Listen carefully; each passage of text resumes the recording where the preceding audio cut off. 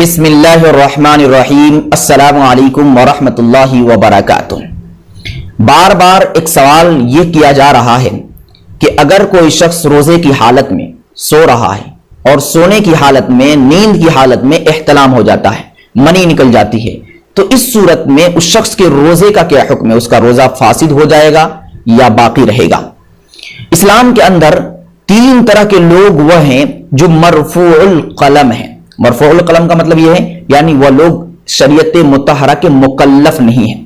ان میں سے سب سے پہلا شخص بچہ ہے، نابالغ بچہ، وہ شریعت مطہرہ کا مکلف نہیں ہے۔ اسی طریقے سے وہ شخص جس کی عقل خراب ہو چکی ہو، یعنی مجنون، پاگل، دیوانہ۔ اسی طریقے سے تیسرا وہ شخص جو نیند کی حالت میں ہے۔ نیند کی حالت میں جو شخص سویا رہتا ہے وہ بھی شریعت مطہرہ کا مکلف نہیں ہے۔ اسی وجہ سے کوئی شخص خواب میں اپنی بیوی کو طلاق دے دیا تو اس کی طلاق کا بھی اعتبار نہیں کیا جائے گا، کیونکہ سونے والا شخص شریعت مطہرہ کا مکلف نہیں ہے۔ لہٰذا اگر کوئی شخص سو رہا ہے اور سونے کی حالت میں احتلام ہو جاتا ہے تو اس احتلام کی وجہ سے اس کے روزے پر نہ ہی کسی طرح کا کوئی فرق پڑے گا اور نہ ہی روزہ ٹوٹے گا۔ ہاں، یہ ضروری ہے کہ جب اس کو علم ہو جائے کہ میں ناپاک ہو گیا ہوں، فوراً وہ غسل کرے، فوراً وہ پاکی حاصل کرے۔